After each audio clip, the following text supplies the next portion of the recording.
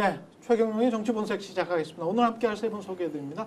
신용한 서원대학교 교수 그리고 김준일, 김민아 시사평론가 세 분 나오셨습니다. 안녕하세요. 네, 예, 안녕하세요. 예, 뭐 여론조사 결과들 JTBC 여론조사 결과와 중앙일보의 논조. 중앙일보가 갑자기 이제 중도층 조심해야 된다. 사설에서 그랬던가요? 맞아요. 칼럼에서 그랬던가? 조심해야 된다. 왜냐하면 중도층으로만 보면 이미 기울어졌다. 이러다가는 무난해진다. 그런 이야기를 했더라고요. 국민에게. 근데 이제 사실은 스픽스나 우리 유튜브에서는 꾸준히 해왔던 이야기인데. 그렇죠? 네. 근데 하나 동의할 수 없습니다. 예. 무난해진다는 거에 동의할 수 없습니다. 아, 그래요? 물론 대선 예. 과정에서는 몸도 사려야 되고 2, 3% 내 초접전이라고 끝까지 말을 할 겁니다. 그런데 이제 소위 실링, 그 올라갈 수 있는 최고치가 저는 정해져 있다고 봅니다. 누구한테요? 국민의힘 후보, 국민의힘. 그게 누가 네. 되든지 누가 생각보다 되든지.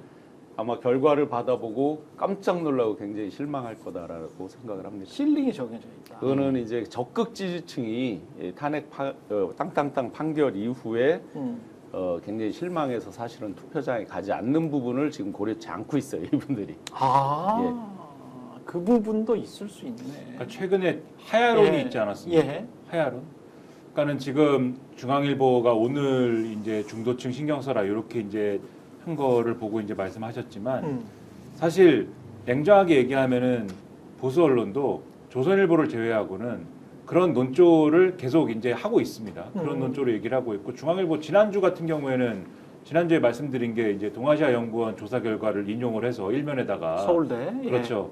이 탄핵 찬성 보수가 있다 실체적으로 요걸 일면에다가 썼다 이 말씀도 이제 드렸던 거잖아요. 예. 그래서 꾸준히 그 얘기를 하고 있어요. 조선일보만이 이 헌법재판소 불공정하다 그거를 그 이야기만 해요? 그 얘기를 계속 이제 해왔는데 그 조선일보가 이제 지난주에 뭘 쓴 거냐? 근데 하야하시면 안 돼요. 이거를 쓴 거지 않습니까? 그렇지. 그러니까 이게 예. 헌법재판소 불공정의 빌드업이 뭐였나를 봤더니 계속 헌법재판소가 불공정하고 오늘도 불공정하다예요. 근데 뭐 진술이 오염됐다 뭐 등등 뭐 이 민주당이 회유한 거 아니냐 뭐 이걸 계속 하는데 그렇게 해가지고 결론이 뭐냐? 이게 이렇게 탄핵을 하면은 보수층이 이 탄핵 인용된 거에 대해서 수용을 못할 것 같은데 윤석열이 하야를 하고 그러면은 민주당이 그거를 인정해주고 이런 그림으로 가면 좋지 않아? 이제 이 얘기를 꺼내려고 이제 지금까지 빌드업을 했구나 이런 생각이 들었는데 그 양상훈 주필의 글을 보고 그 얘기를 왜 꺼내는 것이냐? 지금 말씀하신 것처럼 보수층이 탄핵 인용이 된 순간 탄핵 인용이 정당하냐 정당하지 않냐를 놓고 분열될 수밖에 없기 때문이다 이거거든요. 그리고 분열된 상태에서는 이 대권 주자가 탄핵이 정당하다고 말하든 정당하지 않다고 말하든 국민의힘의 보수 후보가 그렇죠. 어떤 후보가 되든지 그렇죠. 양쪽 중에 한 곳은 안 나온단 말이에요 투표장에. 한쪽의 파이를 먹을 수가 없네. 그렇죠. 그러면 말씀하신 대로 정말 이 성과가 정말 이제 그 제대로 된 성과가 나오지 않는다. 국민의힘은 실망할 수밖에 없고 여기서 끝나느냐?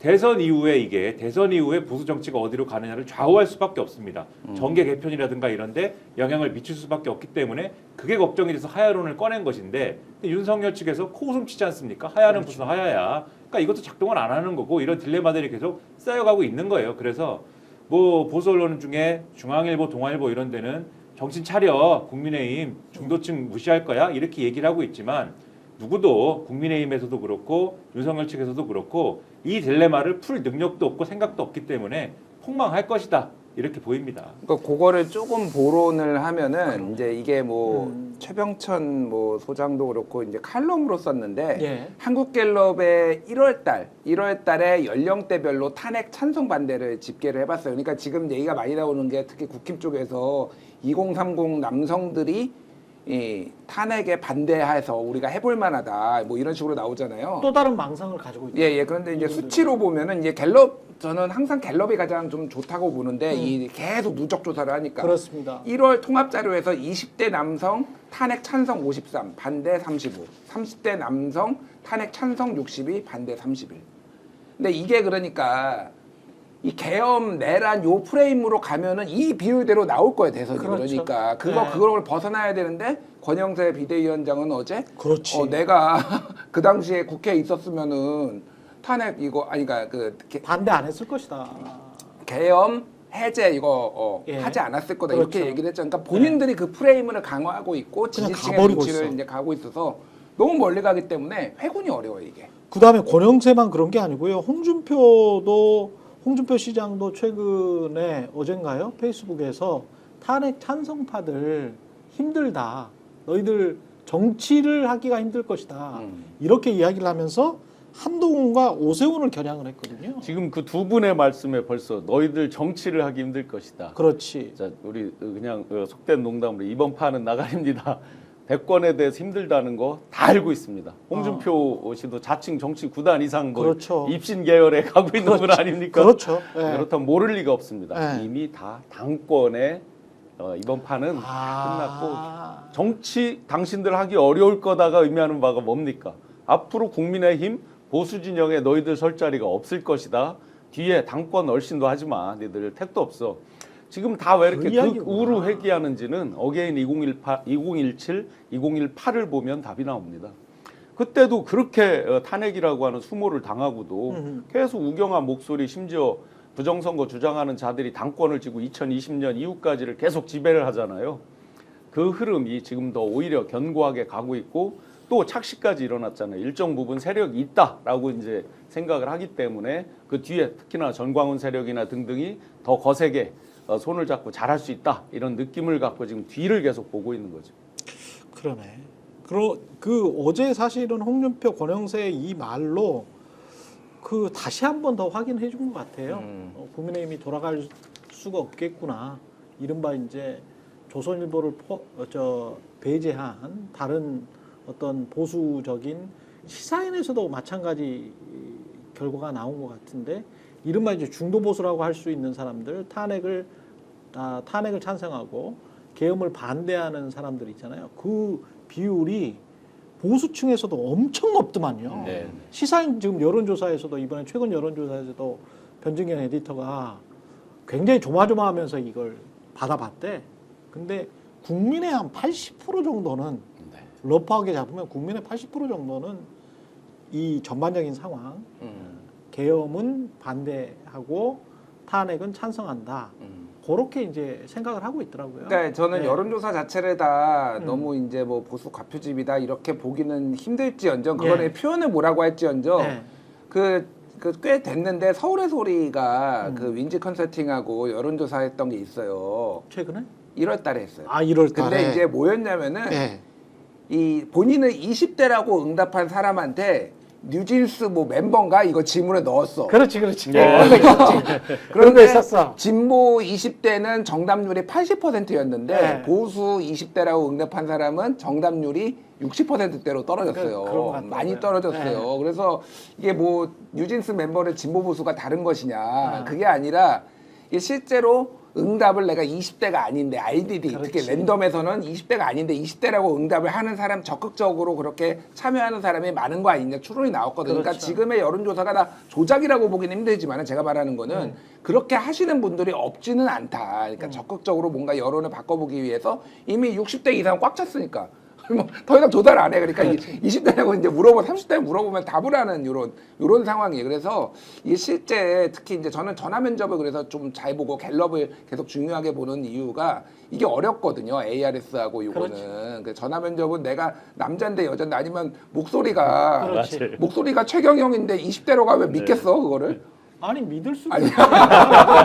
나는 아직 목소리가 젊지 않나. 알았어. 알았습니다. 그분들께 질문을 잘못한 것 같아요. 유진 스님을 물어봤어요. 유진 스님이면 뭐 많은 분들이 알았을 것 같긴 근데 하네요. 이제 여론조사가 계속 말씀드렸습니다만은 네. 뭐 과표집이다 아니다 뭐 이런 표현보다는 그러니까는 보수층 중에서도 탄핵이 부당하다고 주장을 하는 그러니까 뭐 굳이 표현하자면 짠물에 해당하는 이 응답층이 굉장히 응답이 활성화되어 있다 이 말씀을 많이 드렸는데 근데 그게 가면 갈수록 이 응답이 저조해질 수밖에 없습니다. 왜냐하면 이분들도 뭐 끈기와 이 인내심이 뭐 계속 갈 수는 없는 거잖아요. 그렇기도 하거니와 최근에 이 아스팔트 보수가 분열됐지 않습니까? 분열됐어요. 분열됐다고 하면은 자기들끼리 싸움이 있기 때문에 또 이거를 열심히 할 유인이 별로 없습니다. 자기들끼리 싸움이 이제 벌어지면은 열심히 할 동력이 없어졌기 때문에 그럼 아무래도 이제 서서히 요 흐름들 예를 들면은 윤석열이 이렇게 잘못을 해갖고 탄핵을 당했는데 왜 국민의힘의 정당 지지율이 올라갔지? 라고 하는 요 흐름들이 앞으로의 여론조사에서는 덜 반영이 아마도 될 것이고 지금도 그런 추세가 이제 시작이 됐다라고 보여지기 때문에 앞으로는 여론조사가 상대적으로는 좀 정상범주로 들어오는 그런 점점. 상황이 되지 않을까 네, 이렇게 예상을 하고 있습니다. 여론조사와 대선까지 가는 걸 한번 국민의 심리로 그래프 사이클로 한번 보겠습니다. 12월 3일 날 일단 딱 발표를 보고 당황했습니다. 헉! 했는데 조금 지나서 에이씨 진짜 이런 걸 하네? 황당으로 바뀌었습니다. 예. 그러다가 이제 흥분을 하기 시작했습니다. 결집을 했습니다. 당황, 황당, 흥분, 결집. 그래서 1차적으로 막아냈습니다. 예. 그러면서 상대적으로 작은 1차 카타르시스를 느꼈습니다. 범진보 또 합리적인 일반 국민의 입장에서. 그리고 나서는 체포 구속 단계에서 한남동 산성을 쌓고 버텼습니다. 이때 아주 적극적으로 응축 결집을 합니다. 그러면서 결국 체포 구속이 되면서 2차 카타르시스를 어느 정도 느꼈습니다. 2번 정도 느끼다 보니까 자연 이완기로 지금 풀어지고 있는 상황 상대적으로. 그런데 거꾸로 이제 보수 진영에서는 이와 약간의 이제 반대 사이클이 되는 거죠. 특히 지금 극우 목소리를 내고 있는 사람들은 지금 헌재 판결 직전까지가 이제 가장 응축되고 결집되는 시기라고 생각이 됩니다. 다시 이제 합리적이고 일반 진보적인 분들은 헌재 땅땅땅 직전에 역시나 다시 한번 응축 결집이 될 겁니다. 혹시 모르니까. 그러면 이제 이후에 대선판까지를 보면요. 오히려 땅땅땅 치고 나서도 어디가 결집할 것이냐. 분노, 화가 나서 보수 진영도 결집을 하지만 진보 그리고 합리적 다수 중도에서 이길 때 확실하게 이겨야 된다. 그래서 뭔가를 새로운 개혁을 해야 된다라는 걸로 적극적으로 응축해서 투표장에 적극적으로 나갈 확률이 높습니다. 뒤에 가면서 보수 진영, 극우 진영 분열하면서 자기들끼리의 노선 투쟁, 기타 등등으로 갈라지면서 어떤 원래대로라면 분노에 누구누구는 도저히 안 돼라고 하는 게 투표율이 상당히 강한 것인데 그런 면에서 동기가 흐트러질 가능성이 있기 때문에 최근 요 한 달 사이에 나온 여론조사에 너무 많이 걱정하거나 이렇게 일일비 안 하셔도 괜찮을 것 같습니다. 지금 그리고 이제 덧붙여서 말씀드리면 거짓말을 너무 많이 했고 그게 많이 이제 들통이 났잖아요. 거의 받아쓰기 선전전을 하는 것도 한계에 봉착했다 그런 생각이 들고요. 그 다음에 이제 계속돼서 이런 뉴스들이 지금 나오고 있어요. 김건희 씨와 관련해서도 의심됐던 게 명태균 씨 측에서 이것도 참 하는 방식이 아주 정교한 것 같은데 내가 복귀를 해보니 지금 와서 복귀를 해보니 이게 언제죠? 2024년 2월이죠. 2024년 2월 16일과 19일 사이에 김건희 씨와 텔레그램으로 이런 통화를 한 것 같아. 근데 이 통화 내용은 당시에 김건희 씨가 나에게 김상민 검사, 조국 전 검사입니다. 김상민 전 검사가 조국 사건 때 많이 도와줬으니까 이 사람을 좀 경남에다가 좀 꽂아달라라고 하니까 이거 안 된다. 이렇게 하면은 지금도 힘든데 당신들 110석도 못 얻는다라고 이제 대화했다는 내용이잖아요. 이렇게 이제 흘렸단 말이지. 그러니까 뭐 아니다. 나는 뭐 그때 그 박한규도 그렇고 박한수도 그렇고 뭐 윤한홍도 그렇고 나는 뭐 그때 당시에는 전화한 적 없다. 뭐 이런 식으로 이제 이야기를 하고 있는데 보니까 이 상당히 압박하는 수준도 그렇고 명태균 씨는 이런 면에서는 천재인가 그런 느낌도 드네요.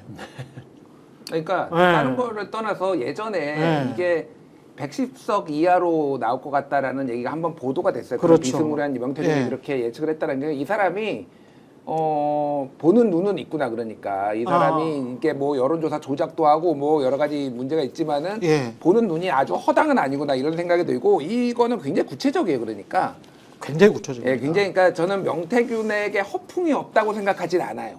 허풍은 있겠지. 허풍은 있어요. 네. 본인의 능력을 과장함에 있어서 허풍은 있는데 이런 디테일한 것까지 정확하게 기억을 해가지고 이게 이제 복기록이라고 해서 기억에 의존해서 한 거기는 하지만은 이거를 다 불신할 수 있을까? 신뢰하지 않을 수 진짜 있을까? 기억일까도 아닌 것 같아. 내가 보기에는. 사실은 다시 한번 들춰보고 다시 한번 들어본 거지.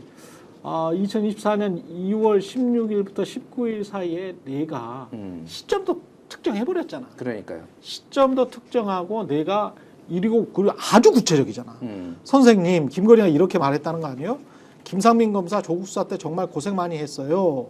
이렇게 복귀할 수 있는 사람은 없어요. 김상민이 의창구 국회의원이 되게 도와주세요. 김영선 의원은 어차피 컷오프라면서요. 근데 모든 상황이 다 맞아. 그렇죠. 아, 그 당시에 정황에 대해서 그러니까 지금 그 스토리 김건희는 아마도 김상민 검사 등을 밀었을 것이고, 근데 다른 쪽에서 이제 지금 이제 김종양 씨를 아마 선호했을 것이고, 그렇죠. 그래서 그 충돌이 있었을 것이고, 예. 그런데 또 이제 명태균 씨는 다른 생각을 했을 것이고 등등의 이 스토리는 이전에 우리가 상정했던 스토리거든요. 그렇죠. 그랬을 거라고 이제 상상했던 건데 그 얘기를 명태균 씨가 하고 있는 건데 여기서 중요한 게 아까도 말씀하셨지만 김건희가 이렇게 구체적으로 공천에 개입했다라는 게 일단은 1차적으로 드러난 겁니다. 그렇습니다. 그 핵심이죠. 공천에 구체적으로 개입을 했고 그래서 명태균 씨한테 김상민을 꽂아야 된다라고 하는 압박을 이제 가하면서 그거를 설득해달라고 이제 부탁을 하고 있다라는 게 여기 드러난 것이고 그 다음에 그 명태균 씨는 근데 거부했다는 거지 않습니까? 왜냐하면 본인이 생각하는 그림이 있어서이기도 하지만은 어쨌든 그렇게 할 경우에는 선거 진다라는 명분으로 거부를 했고 거부했더니 김건희가 뭐라고 얘기하냐면 아니다 우리는 대승한다 이번에 보수정당 역사상 최다 의석을 얻는다. 그래서 누가 그러느냐라고 했더니 이철규 윤한홍이 그랬다. 그리고 여기서 우리가 알 수 있는 것은 김건희는 다른 루트로 지금 공천이라든가 이 당무에 개입을 하고 있는데 그 루트가 누구냐? 이철규 윤한홍이구나라고 명태균 씨는 생각한다. 근데 윤한홍 의원이 그랬는지는 뭐 그거는 변론으로 하더라도 김건희가 그 말을 한 겁니다. 이철규 그렇죠.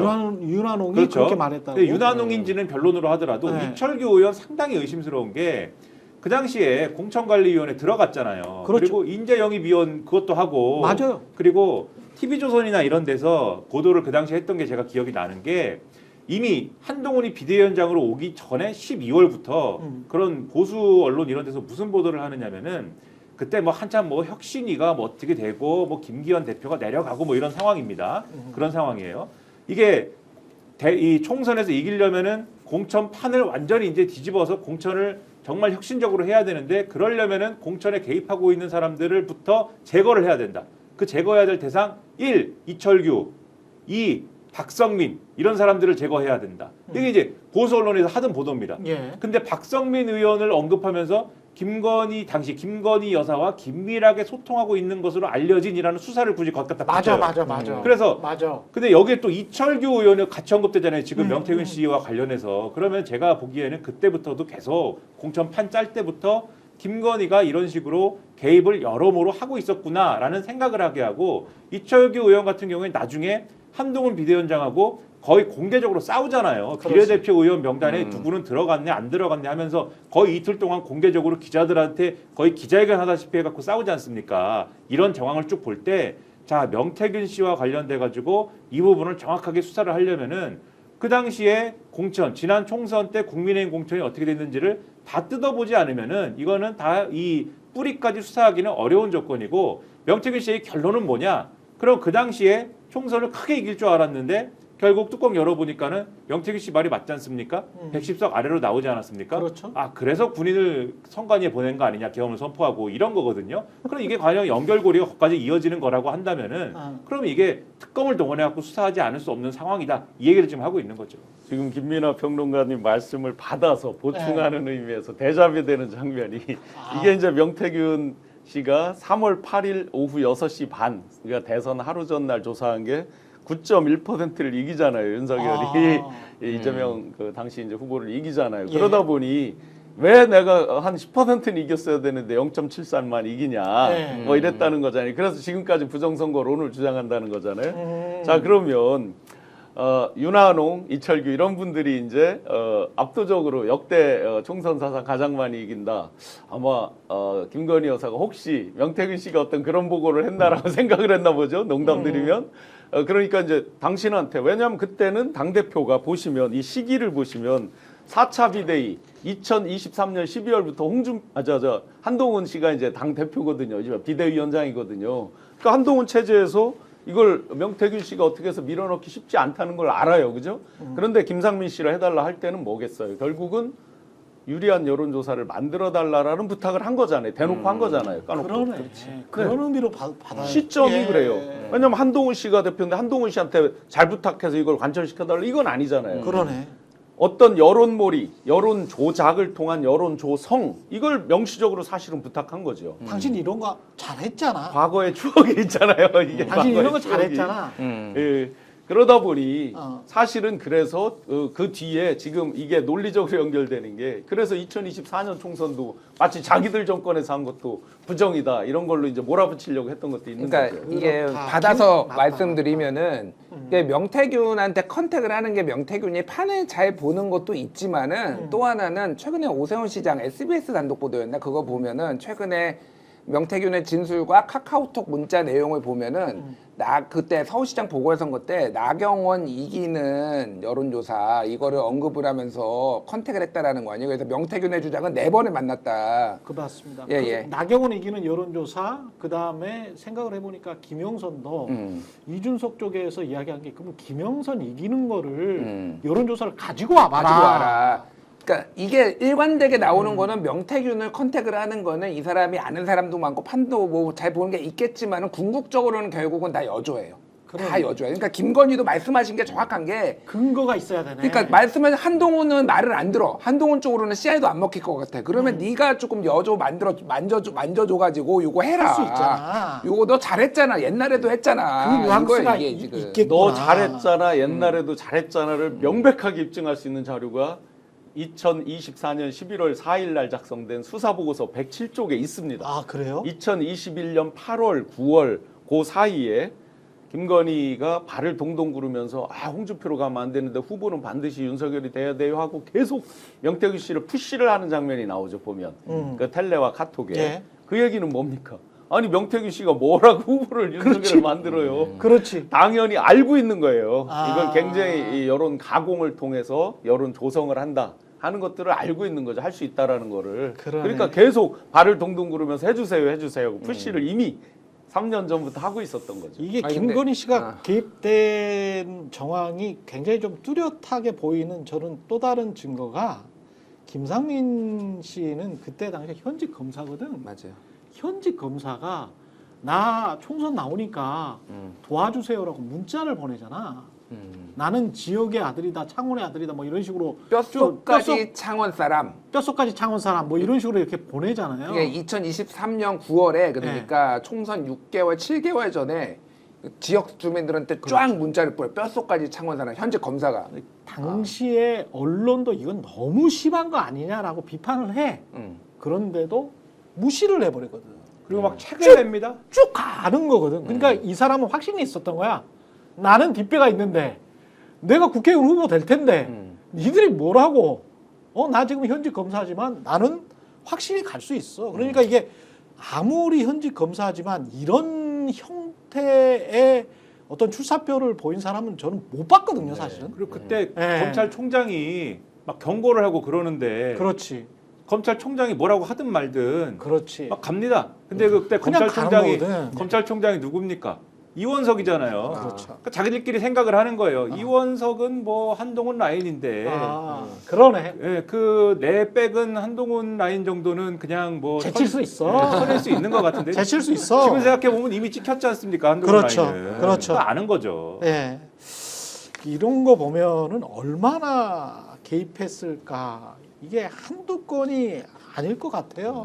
네, 그러니까 저는 네. 이 시점에 왜 명태균이 이러고 있느냐 이게 좀 중요한 것 같아요. 그러니까 어쨌든 지금 계속 오세훈 얘기, 이제 홍준표 얘기하고 지금 김건희까지 이제 본격적으로 얘기를 하기 시작했잖아요. 이게 그러니까 두 가지인 것 같은데 하나는 지난번에 우리 도이치모터스 주가 조작할 때 JTBC가 막 단독 보도했는데 하나는 자기들끼리 편지 보내서 야 우리만 달려가는 거 아니야? 이런 얘기를 자기들끼리 그 주가 조작범들이 했다라는 게 있잖아요. 명태균도 딱 지금 상황 보면은 나만 깜빵 가고 나머지는 다 무사할 것 같아.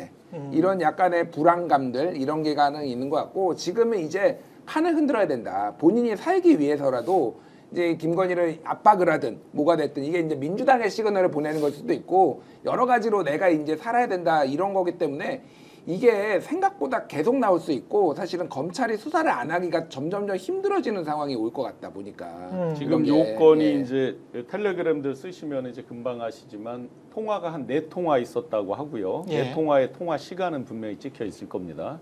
근데 제가 이제 들은 얘기 중에 저는 뭐 그거를 어플을 못 봤는데 텔레그램도 녹음을 할 수 있는 어플이 있다라고 합니다.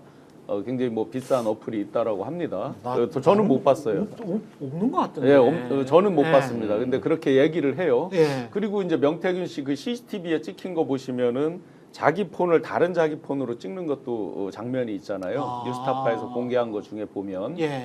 그러면 혹시 이제 이게 명태균 씨가 보내는 시그널 여러 가지 중에 단순히 자기 기억만을 복귀했다 그러면 분명히 공신력이 상대적으로 약할 거다는 거는 알고 있단 말이죠.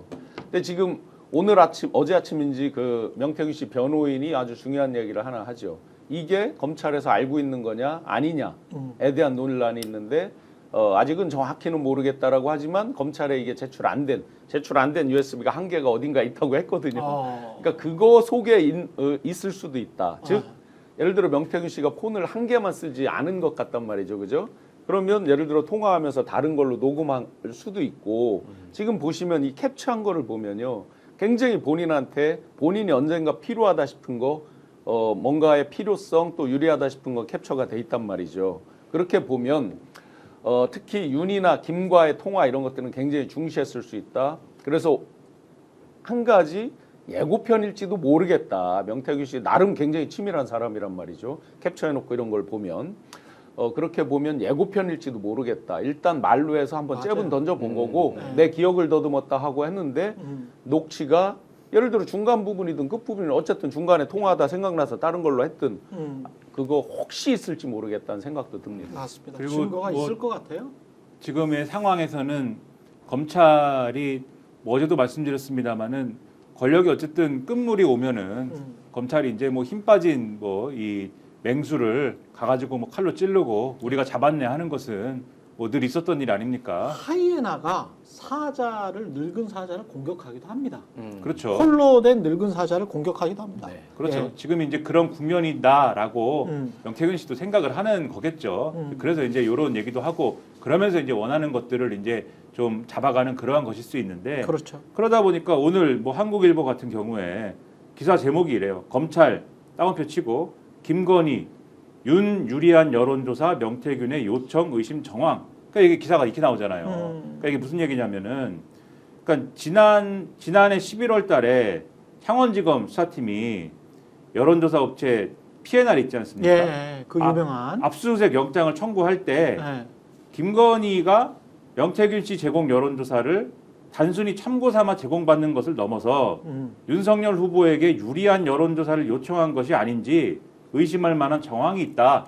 이렇게 그때 했다는 거예요. 그리고 그 근거는 그 두 사람 간의 카카오톡 대화나 이런 거를 보면은 김건희가 오히려 적극적으로 요청한 것 같다. 명태균 씨한테 예. 우리한테 유리한 여론조사. 그때 이제 경선할 때잖아요. 국민의힘에. 그러니까 김건희가 주도해서 요청하는 것 같다. 이런 정황을 알았다라는 거예요. 검찰이. 예. 근데 이게 지난해 11월 달에 압수수색 영장 청구할 때 얘기지 않습니까? 근데 이 얘기가 지금 한국일보를 통해 가지고 더 강조돼 가지고 지금 기사가 나오고 이런 맥락이 지금 뭐겠습니까? 김건희 겨냥한다 이거를 보여주고 싶은 거잖아요. 검찰이. 예. 그래서 이 지금 시절이 심상치 않은 쪽으로 가고 있는 것이다. 요건 거죠.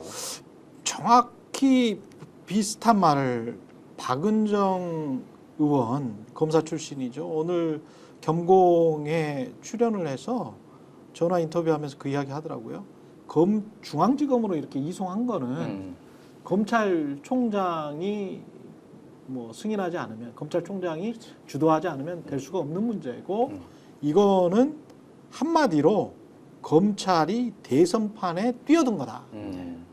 요렇게 이제 정의를 하더라고요. 어떻게 네. 보십니까? 이거는 네, 네. 맞는 정의라고 맞습니다. 보시죠? 그러면서 이제 예. 시간도 일부 지연되는 것도 있고 그러면서 상황을 또 봐야 되겠고요. 예. 창원지검이 창원지검만 면피한다 해서 검찰 전체는 면피될 수 없다는 건 알겠죠. 예. 근데 중앙지검으로 이송하면서 이제 물론 수사 검사들은 다 같이 이제 간다라고는 하지만 당연히 시간이 지연되면서 어느 정도의 이 대선판 상황, 혼란스러운 상황, 탄핵, 그러네. 파면 국면 이런 것들을 보면서 좀 저울질을 할 수 있는 그래서 정치에 뛰어든 거죠. 그 자체로. 그러니까 말씀하신 네. 거 받아서 얘기하면은 서울중앙지검장이 지금 탄핵 상태예요.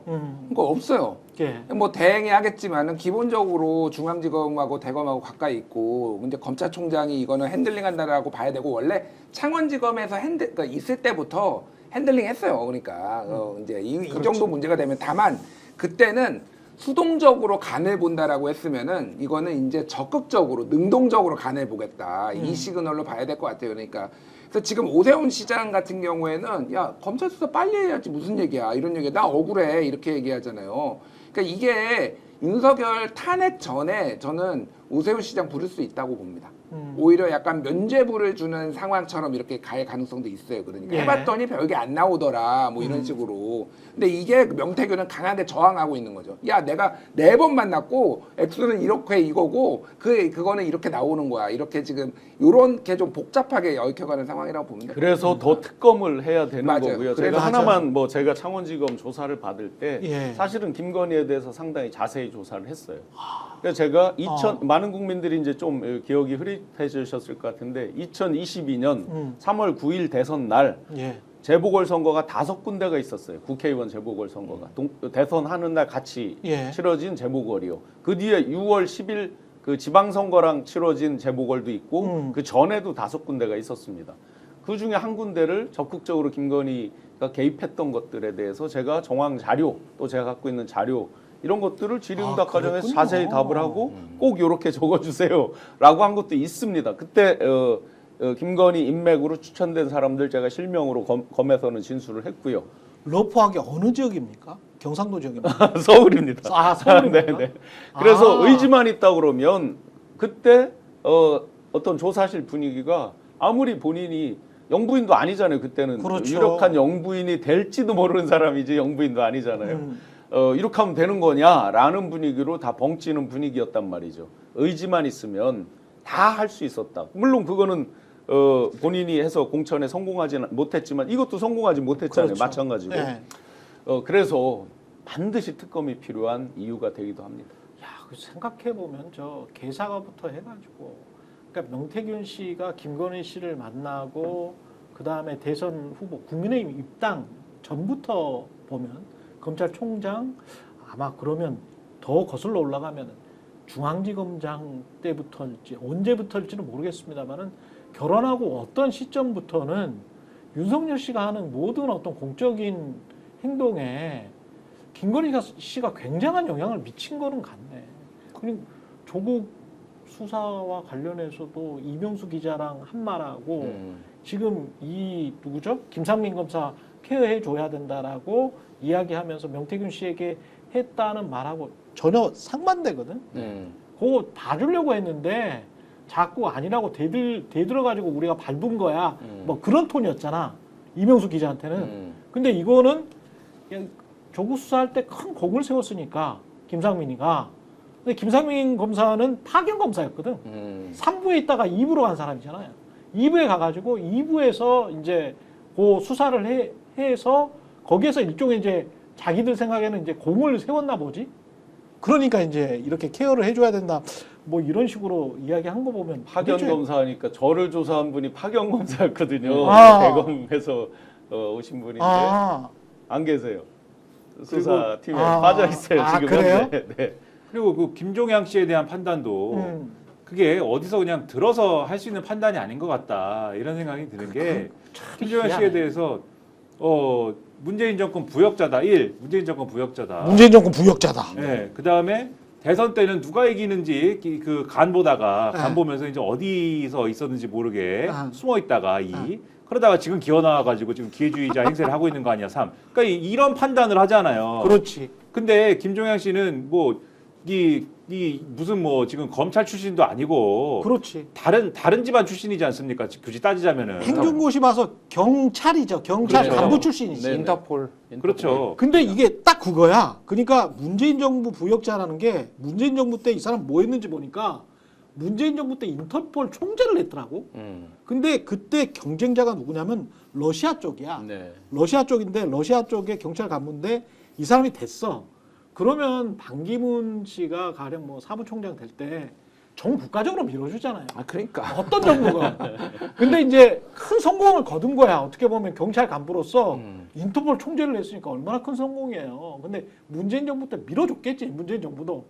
아 어떻게 될지 어떻게 알아. 그러니까 인터폴 총재 되면 좋은 거지 뭐 네. 국가적으로. 그러니까 요거를 좀 네. 말씀드리면은 이게 얼마나 미친 소리인 게 네. 윤석열도 문재인 정부의 검찰총장 하다가 그렇지. 본인이 된 거잖아. 그렇지. 그러면 인터폴 총재가 무슨 뭐 문재인 정부 무슨 보수 정부가 어디 있어요? 그렇죠. 기회만 네. 오면은 해야지 네. 그러니까. 근데 이제 김건희의 인식을 기반으로 해서 말씀드리면, 그러니까는 김건희 시점, 김건희 1인칭 시점으로 말씀드리면, 문재인 때 잘 나갔다? 뭐 좋아 그러면 문재인 때 잘 나갔는데, 그래 문재인 때 잘 나갔어. 그러면 우리 캠프에 있었어야지 대선 때. 뭐 우리 편에 서고 싶었으면은. 아 그렇구나. 우리 캠프에 있지도 않았어. 우리 아. 캠프에 있지도 않았는데 이제 와서 공천을 달라고? 그리고 내가 지금 꼽고 싶은 사람이 있는데 여기에 그러네. 이거거든요 지금. 그러면은 그러네. 이 판단을 하려면은 1. 문재인 정권 때 어떤 사람이 어느 자리에 가는지에 대해서 대략적인 판단을 하는 그런 정도의 생각을 하고 있었어야 됩니다. 그렇지. 그 인사 관계에 대해서 나름의 생각을 갖고 있었어야 해요. 그렇지 않습니까? 예. 그다음에 두 번째 대선 때 캠프에 누가 오고 누가 안 왔는지에 대해서 대체적으로 완벽하게는 아니어도 대체적인 감을 갖고 있어야 됩니다. 누가 우리 사람이었고 누가 우리 사람이 아니었는지에 대해서. 그다음에 3. 이 공천에 대해서 지금 일어나고 있는 공천에 대해서 내가 뭔가 여기에 대해서 관심을 가지고 뭔가를 핸들링을 하고 있어야 됩니다. 이 3박자가 맞아야지 지금 할 수 있는 평가예요. 그렇죠. 근데 지금 하지 않습니까? 그렇죠. 근데 이거를 아까 말씀하신 대로 윤석열이 문재인 정권에서 거치면서 인사를 거치면서 뭔가 그것에 대해서 거들었거나 뭔가 조력하지 않으면 할 수 없는 판단을 하고 있는 것이고 2. 윤석열이 대선을 치르면서 그 대선 캠프를 주도하거나 관여하지 않았으면 하지 않았을 판단을 지금 하고 있는 것이고 3. 이 총선 치르면서 이 윤석열의 여당을 관리하지 않았으면 하지 않았을 판단을 지금 하고 있는 거지 않습니까? 뭐 했는지가 쭉 나오는 거죠. 그 제가 이제 명태균 씨 거를 공개하면서 그 뒤에 가로수길 예화랑 그 다음에 이제 공개드렸던 게 김건희와 가장 아주 가까운 사람 중에 하나인 문화예술계 인사 한땡땡 사장이 예. 저한테 전화를 해서 이 사람 지난번 저거에서 문재인에서 득을 보고 문화예술계의 뭐뭐뭐 위원장을 맡았던 사람이니까 캠프에서 빼라라는 얘기를 명시적으로 해서 제가 공개를 한 바가 있죠. 뉴스타파에서 그렇죠. 육성까지 이제 나간 바가 있는데 굉장히 이런 코드에 대해서 뭐 자기들도 겉으로는 비판하고 뭐 이렇게 하고 하지만 굉장히 민감하게 어느 정권에서 부역한 사람 이런 식으로 이제 재단을 해서 한 거는 굉장히 뿌리 깊게 박혀 있는 것 같아요. 그런 낙인 찍기나 이런 생각을 가지고 있으니까 우리가 의심할 수밖에 없는 게 윤석열과 김건희가 그 노상원 수첩의 명단도 만든 거 아니냐. 저게 어떻게 김용현 머리에서 나올 수가 있을까. 평생 군인한 사람인데 아무리 그렇다고 하더라도 아무리 정치적이라고 하더라도 평생 군인한 사람인데 아니 이해찬, 김우겸 지금 현재 아무 권력도 없어. 전 의원이야. 근데 이해찬, 김우겸 이런 사람이 들어가는 거 보고는 아 저거는 사적인 원한이네. 네. 그렇게 생각할 수밖에 아니 없더라고요. 그러니까 예. 말씀하시는 게 이게 저는 이게 직접적으로 그 명단을 다 지시한 게 아니라 야 큰 틀에서 이렇게 한번 그렇지. 이거를 검토해봐라고 하면 그 디테일한 것들이 나왔을 텐데 우리가 지금 그 명단 보고 놀랐던 500명 중에 놀랐던 게 차범근 전 국가대표 차범근도 있잖아요. 있었어요. 차범근이 도대체 98년 월드컵에서 네덜란드한테 5대0, 0대5로 져서 지금 는 건 아니잖아요, 이게 그러니까. 그것 때문은 아닌 것 같아. 조국 사태 때 그것 때문은 아닌 것 그건 같아. 아니겠지. 그러니까 조국 사태 때 탄원서를 낸 걸로 추정을 하잖아요. 그것 그러니까. 때문에로. 그러니까. 그러면은 조국에 대해서 안 좋은 감정, 원한을 가진 사람이 도대체 누구냐라고 거슬러 올라가면은 이제 윤석열 걸고 이제 조국 수사 때 본인이 그래서 탄압받았다 뭐 이런 서사를 그렇죠. 본인들은 생각을 하는 거잖아요. 네. 노상원이 굳이 차범근을 넣어야 돼? 이게 그러니까 그러니까. 그러니까 그렇죠. 이게는 그러니까 추론은 가능한 거예요. 근데 아. 이거를 차범근에 꼭 넣어라고 했는지 안 했는지는 우린 모르지만 아. 큰 틀에서는 분명히 어떤 가이드라인이 있었을 것 같다. 조국 사태 관련된 사람 싹 잡아 넣어. 그렇지. 뭐가 말이 나왔을 가능성이 높고 그다음에 이제 조태용 원장과 김건희 씨가 계엄 직전 문자를 주고 받았다. 조태용 원장은 기억이 나지 않는다. 자주는 아니다. 이렇게 말을 했는데 이게 중요한 거는 어제 CBS 뉴스쇼에서 박지원 원장이 또 그 이상한 이야기를 했어요. 네. 그러니까 조태용 원장이 주미 대사였을 때 뉴진스를 부르느냐 마냐. 블랙핑크. 아, 뉴진스가 소송해요. 아, 그래서 블랙핑크를 질 바이든 여사가 굉장히 좋아하는데 요거 부르냐 마냐 가지고 무슨 논란이 있었거든. 그때 맞아요. 기사에도 막 나오고 그랬었어. 제가 최강시사 할 때 요거 한번 다뤘던 것 같아. 기사 정도가 아니고 네. 그때 김성한 안보실장이 왜 잘렸느냐에 대해서 이 맞아. 사건 아니냐 그 논란이 있었죠. 그렇지. 김성한 안보실장은 결국 잘렸죠. 네네. 안보실장하고 의전비서관도 그때 그때 잘렸지. 교체됐죠. 그러니까 근데 이제 그거를 계속 질 바이든 여사는 부르고 싶어 하는데 대통령실에서 반대를 했는데 그 대통령실이 그게 김건희라는 그 주장이에요. 박지원 씨의 주장이고 네. 그때 당시에 문자든 통화든 했었을 거라고 보여지는 사람이 조태용 씨야. 네. 왜냐면 주미 대사기 때문에. 그렇죠. 그때 이전에 알려지기로는 김건희가 블랙핑크 공연을 그러니까 질 바이든 쪽에서 요청도 있고 해서 추진하려고 했는데 김성한 등이 중간에 이걸 챙기지 못해가지고 아 맞아 그렇게 네. 보도가 나왔었어. 네, 챙기지 못해서 반대 얘기했어요. 맞아.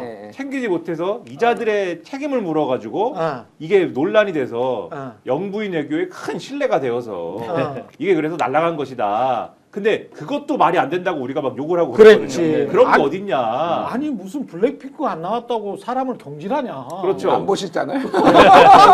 말도 안 된다. 막 네. 그랬더니 지금 와서 이제 박지원 의원 등이 이제 설명하는 거는 그게 아니고 그 얘기가 아니고 미국에서는 블랙핑크 공연을 요청을 했는데 그래서 그거를 관철하려고 한 것인데 관료들은 관철하고 싶었던 것인데 김건희 여사가 블랙핑크 공연을 싫어했다. 왜냐하면 그건 이 박지원 의원 얘기입니다. 그렇죠. 본인이 김건희가 가는 자리에 젊은 다른 여성이 있는 게 싫어서 그렇죠. 그거를 거부했다. 네. 그래서 그거를 이제 수습을 과정에 조율하고 하는 과정에 있었던 게 그게 이제 조태용이다. 이렇게 이제 얘기를 하는 거죠. 그러니까 중요한 거는 어느 쪽 버전이 맞는지 모르겠어요. 김건희가 블랙핑크를 부르려고 한 건지 아니면 네. 블랙핑크를 거부한 건지 모르겠는데 어쨌든 확실한 거는 김건희가 이 사건에 깊숙이 개입돼 있다라는 건 추론할 수가 있고 그렇죠. 그러니까 박지원 의원의 얘기도 어느 정도 신빙성이 있는 게 질 바이든이 블랙핑크를 좋아한다라는 거 그리고 블랙핑크가 미국에서 특히 히스패닉계의 어떤 인기가 많았대요. 그러니까 백인도 백인이죠. 근데 그 당시에 히스패닉계의 어떤 지지 같은 게 필요했다.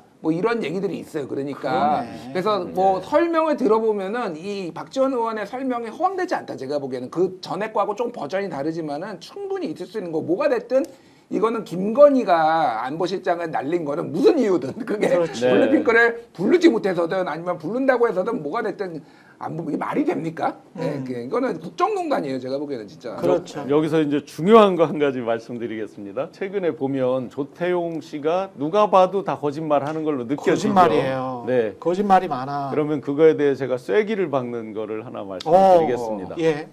어제 그제 지금 보도되는 거에 보면 복지부 장관 조규홍 장관이 그렇죠. 앞에서 이제 조태용 국정원장이 뭘 페이퍼를 보고 있으니까 이렇게 건네받아서 그렇죠. 봤더니 그게 이제 일종의 이제 뭐 포고령에 따른 어떤 그런 계엄령 문건이었다. 예, 계엄 문건이었다. 이제 그 얘기잖아요. 예. 자, 제가 조규홍 복지부 장관의 복지부 장관 된 다음에 일을 잘하니 만에 그 능력 무능력에 대한 거는 변론으로 하고 예. 제가 대선 기간 내내 조규홍 지금의 복지부 장관하고 같은 사무실에 같이 일을 했습니다. 아. 네, 이분은 기재부 출신으로 예산을 주로 담당했던 분입니다. 예. 전에 그 경제부총리 일종의 수행도 하셨고 정통 관료로 오래 온 분입니다. 개인에 대한 부분만 말씀드리면 거짓말할 줄 모르는 사람입니다. 선한 사람입니다. 성실한 사람이에요. 제가 5시 10분에 나와서 항상 거의 문을 열고 출근했는데 저와 거의 같은 시간에 항상 출근하고 하던 사람입니다. 예. 그래서 기본적으로 조기용 장관이 이런 부분에 대해서 거짓말을 했을 리가 없습니다. 그쵸. 단적으로 예. 이거는 100% 조태용 국정원장이 거짓말을 하고 있다. 그러면 나머지 이제 문자 받은 내용 이런 거에 대한 거 또 홍장원 씨와의 논쟁 다 거짓말이라고 볼 수 있겠습니다. 그러네요. 조태영 원장은 조기용 그 장관의 말과도 배치되고 긴거리 문자도 뭐 자주는 아니었다고 하면서 기억나지는 않는다라고 하고 게다가 홍장원 전 국정원 1차장 자신의 바로 직속 부하였던 사람의 말과도 지금 계속 배치되는 말을 한단 말이죠. 이거는 그런데 지금 어제 나온 보도를 보면 여인영 전 방첩사령관에게 윤석열 대통령이 딱 전화를 2차례 하는데 그 시점이 윤석열 씨가 홍장원 차장에게 전화를 해서 야 전화가 갈 거니까 좀 기다려봐. 근데 잘 도와줘. 그런 식으로 이야기를 하고 그리고 난 다음에 딱 중간에 근데 그 중간에 윤석열이 여인영에게 전화했는지 안 했는지를 몰랐어. 그리고 윤석열은 거짓말을 했어. 네. 내가 방첩사령관한테 전화하는 게는 상식적이지 않지. 대통령이 방첩사령관한테 전화하겠어? 상식적이지 않아. 요렇게 이야기를 했단 말이에요. 헌재에서. 근데 2차례 전화한 게 딱 나와버렸네. 네. 그리고 난 다음에 홍장원이 여인영한테 전화하니까 여인영이 아이 선배님 좀 도와주세요. 체포할 사람들이 이런 사람들이에요. 요렇게 되는 거예요. 네, 네. 그러니까 중간에 윤석열이 부인했던 그 전화가 쫙 있으니까 홍장원 말 그대로 돼 있는 거야. 지금. 네. 그리고 조태용도 거짓말한 거고 윤석열도 거짓말한 거고.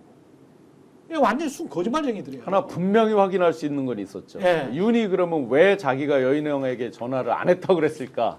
비아폰으로 했겠죠 서로. 그렇지. 그러니까 비아폰 서버가 다 삭제돼 있다고 김성훈 등등 해서 삭제했을 것이다라고 확신을 했던 것 같아요. 그러면 비아폰 서버가 삭제가 됐을지도 모르죠 지금 되지. 사실. 그건 근데- 알 수가 없어요. 근데 아니라고. 이 투통화한 거는 그러면 그 김상훈 기자, MBC 김상훈 기자가 했더라고. 이게 검찰 출입하는데 그럼 검찰에서 가져온 건가? 그럴 가능성이 높죠. 지금은. 아. 예, 예. 근데 어쨌든 말씀하신 대로 타임라인에 보면 네. 11시 53분에 네. 윤석열이 홍장관한테 전화하고 그렇지. 그런 다음에 10시 10시 53분 10시 53분. 그리고 11시쯤에 윤석열이 여인영한테 전화하고 그렇지. 그다음에 11시 6분에 홍장원이 이제 전화가 갈 거라고 그렇죠. 했으니까 홍장원이 여인영한테 전화하고 그렇습니다. 그러면 딱 15분간의 타임라인이 딱 완성이 되는 거예요. 그래 그러니까. 이게 네, 홍장 말 네. 그대로 되는 맞습니다. 거야. 네, 맞아요. 예. 그리고 이제 뭐 방첩사에는 벙커가 없다 뭐 이 얘기도 이미 그 저기 여인영이 김대우한테 확인했잖아요. 그러니까. 그렇죠. 그러니까 방첩사가 우리는 벙커가 없으니까 수방사. 근데 이게 먼저야. 그러니까 홍장원하고 통화한 게 먼저니까 본인은 여인영은 방첩사에 벙커가 있는지가 확인이 안 되니까 그렇죠. 방첩사 벙커를 먼저 얘기하고 나중에는 이제 수방사 벙커로 김대우한테 수사단장한테 확인한 다음에는 그 다음부터는 이제 수방사 벙커로 바뀌었으니까 그렇지. 홍장원이라의 거짓말을 했다라는 그런 주장들은 다 깨진 거예요, 사실은. 다 깨졌다고 보면 돼요. 그렇습니다. 예. 거짓말이 다 분쇄가 되고 있고요. 그다음에 김현태도 지금 슬쩍슬쩍 거짓말했잖아요. 슬쩍슬쩍 뭐 처음에는 막 울면서 뭐 부하들은 살려주세요 뭐 이런 식으로 하더니 김현태가 한 말도 다 거짓말이었던 게 오마이뉴스 통해서 드러났는데 사진이 있으면 조금 보여주시면 좋겠습니다만은 결국은 김현태는 그 뭡니까 케이블 타이가 그게 사람들 체포용이 아니고 국회 문을 통제하기 위해서 문 잠그려고. 문 잠그려고 했다라는 네. 건데 요 사진을 나중에 이제 오마이뉴스 찾아서 보시면 아시겠습니다만은 청색 테이프로 그러니까 이게 청테이프. 청테이프로 이 국회 문은 잠궜고요. 케이블 타이 자체는 이 국회 문 이렇게 큰 문을 잠글 수 있는 그런 게 아니더만요. 쪼매하더만 맞아요. 사람 손만 잡을 수 있더만 이 이게. 케이블 타이가 우리가 일반적으로 생각하는 그런 케이블 타이가 아니고 예. 사람 묶는 용으로 전용으로 나온 케이블 타이입니다. 휴대에 따른 케이블 타이가. 호승줄 대신인 거죠. 그게. 그렇죠. 예. 그래서 애초에 신속하게 사람의 두 손을 묶을 수 있도록 아예 그 전용 용도로 나온 케이블 타이입니다. 수갑처럼 만들어진. 그렇죠. 그래서 이 케이블 타이로는 문을 묶을 수가 없습니다. 문을 묶으려면은 그 케이블 타이가 하나의 고리로 이렇게 생겨가지고 문을 이렇게 묶을 수가 있어야 되잖아요. 그렇지. 그런데 이 케이블 타이는 애초에 그냥 이렇게 리본 형태로 나와 있고 손에 낀 다음에 당기면 그냥 이 묶이는 케이블 그렇죠. 타이거든요. 그렇죠. 그러니까 그걸로 어떻게 문을 묶습니까? 그러니까 김현태 기자가 아주 어수룩한 척을 하면서 나와가지고는 육사 나오고 다 똑똑한 사람인데 어수룩한 척을 하고 나와가지고는 지금 일부 지금 국민의힘에 가스라이팅 당하면서 거짓말하고 이렇게 가는 것 같은데 정신을 차려야 됩니다. 정신 차리지 않으면은 같이 깜빵 간다는 거를 지금 깨닫지 않으면 큰일 난다. 그리고 뭐 시간이 뭐 한 5분 정도 남았는데 지금 국민의힘 의원들이 헌법재판소 찾아가서 이제 정치적으로 쇼를 하고 있습니다. 계속 흔들기를 하고 있다고 하는데 뭐 나중에 참 그리고 이제 구치소 알현 정치도 모자라서 네. 이제 헌재 알현 정치까지 하는 거죠. 물론 그 자리에 유는 없지만 더군다나 이제 대표로 총대를 메고 성명을 발표한 김기현 전 대표죠. 예. 이분이 뭐 출신입니까?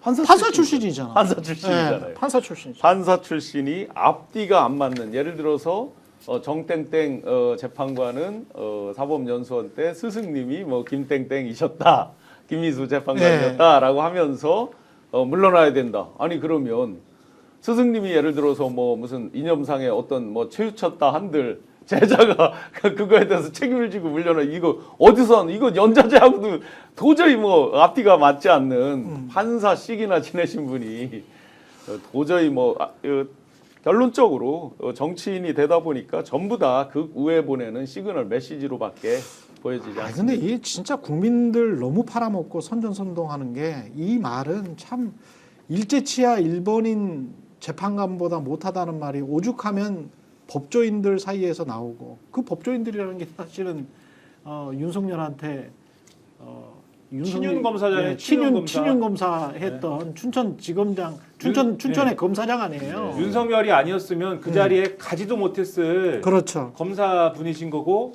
아마도 윤석열 정권이 끝나면 검찰 내에서는 더 이상 갈 곳이 없어지는 분이시라 다음 인생 이모작을 준비하시느라 그런 글을 올리신 게 아닌가로 추정이 되는 그러한 분이죠, 그분이. 근데 공천 좀 주세요. 딱. 그렇지. 공천 좀 주세요. 네. 그걸 또 국민적 목소리라고 하고, 근데 뭐 공천 좀 주세요라고 해서 공천도 이 사람 못 받을 것 같은 게 지금도 딸려 자리가. 왜냐하면은 지금 특정 지역 경상도하고 서울의 아주 일부 지역 빼고는 안전하게 들어갈 수 있는 곳이 없는데, 그 현역들도 해먹어야지. 닥터져 거기. 현역들은 계속 예. 본인들 해먹으려고 지금 이렇게 하는 거잖아요. 본인들 해먹으려고. 근데 왜 네가 들어와? 뭐 이렇게 되는 거지. 네. 정신 못 차리신 분이에요. 그리고 극우 분들 있잖아요. 제가 이 팁을 하나 드릴게요.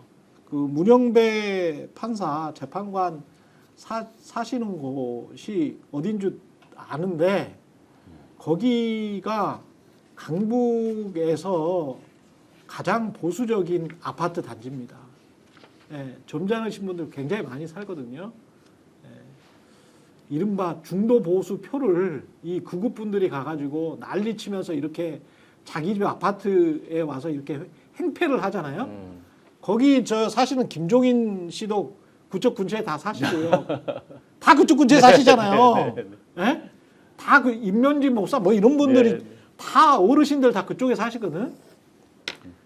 이거는 그냥 자기 발 찍는 거야. 내가 볼 때는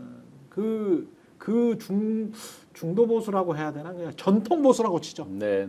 전통 보수에 계신 그 어르신들이 잔뜩 사시는 그 아파트 단지에서 그 확성기 틀어놓고 그러면요, 그 전통 보수의 노인분들이 좋아할 것 같습니까? 네. 아파트값 일단 떨어지죠.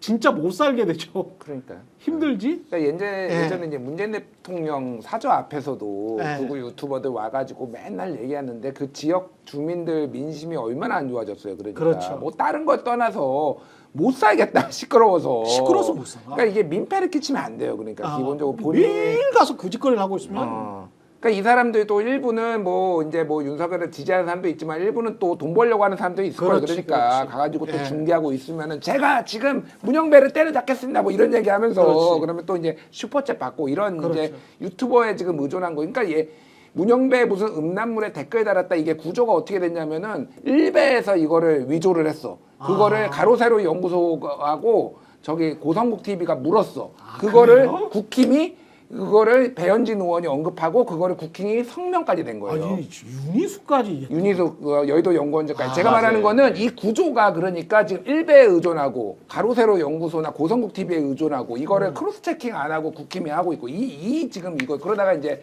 너무 여론이 안 좋아지니까 사과까지 하고 그러니까 이게 좀 제정신들이 아니다. 최소한이. 예. 예. 지금 뭐 빼먹은 거 하나만 예. 중요한 부분. 그렇죠. 아무도 이 부분을 지적하지 않아서 하나를 꼭 짚어보려고 합니다. 우리가 지금 이제 김건희가 조태용 국정원장에게 문자 메시지 12월 2일 날 2통을 보냈다. 아마 소추인단, 국회 측 소추인단 변호사분들은 그 자료를 받았으니까 이제 그 질문을 하신 거잖아요. 아실 것 같은데 명태균 씨 변호인인 남상권 씨가 이걸 민주당에도 줄 수 있고 시민단체도 줄 수 있다 등등등을 이야기한 게 12월 2일 19시 경입니다. 예. 그러면 만약에 김건희가 조태용 씨에게 문자를 보낸 게 19시고 직후라고 한다면 100% 이것과 관련된 문자다. 왜 제가 이렇게 추론하느냐. 홍장원 씨가 얘기한 게 있죠. 자승스님 소신공양 입적했을 때 국정원이 70여 명이 출동해서 뭐뭐를 했다. 예. 그죠? 예. 뭐를 얘기했을까? 민주당에도 줄 수 있고 뭐 시민단체에도 낼 수 있다. 국정원이 움직여서 뭘 하는 걸 본 게 있는 거예요. 윤과 김이. 예. 이거 빨리 확보 못하느냐. 이 문자 내용이었을 가능성이 상당히 높겠다. 요 시간이 만약에 그렇다면요. 그 시간 남상권 변호사가 얘기한 그 직후라고 한다면 이 부분을 굉장히 주목하면 뭔가 답이 나올 것 같다. 재밌네. 재밌네. 상당히 흥미롭습니다. 이거는 김건희 씨는 뭐 수사 받을 수밖에 없을 것 같아요. 중앙지검에서. 그래서 자꾸 우리가 이제 명태균이 트리거다. 명태균 특검 반드시 해야 된다 하는데 만약에 이 문자 내용이 이것 하면 100% 트리거라는 게 그냥 만천하에 입증이 되는 거잖아요. 그러네. 예. 여기까지 하겠습니다. 잠시 광고 들려드리겠습니다. 인터넷 신규 가입할 때 최대 48만 원, 인터넷 가입과 동시에 현재 쓰고 계신 휴대폰의 통신사만 변경해도 추가 최대 30만 원이고요. 정수기 렌탈 최대 30만 원, 무려 108만 원의 혜택을 3년마다 받으실 수 있고요. 약정 끝나셨다면 꼭 신청하시기 바랍니다. 현금 상품 혜택 원치 않는다. 55인치 삼성 TV로 선택 가능하고요. 1670-2571 상담 받으시거나 네이버에 인터넷 비경 검색하시고 상담 신청하시기 바랍니다. 상담할 때 스픽스 또는 최경영의 정치본색 유튜브 채널 말씀해 주시면 가입하면 현금 비밀 혜택과 함께 할수록 더 큰 혜택, 지인 추천 시 추천할 때마다 최대 4만 원 모바일 상품권을 드리고 있습니다. 최경영의 정치본색이었고요. 신용한 서원대학교 교수 그리고 김준일, 김민아 시사평론가였습니다. 고맙습니다. 네, 고맙습니다. 스픽스가 말하는 언론입니다. 대세는 유튜브, 그중에서 스픽스. 좋아요, 댓글, 구독, 알림 설정. 여러분이 저희를 사랑해 주시고 우리가 여러분을 사랑하는 4가지 방법입니다.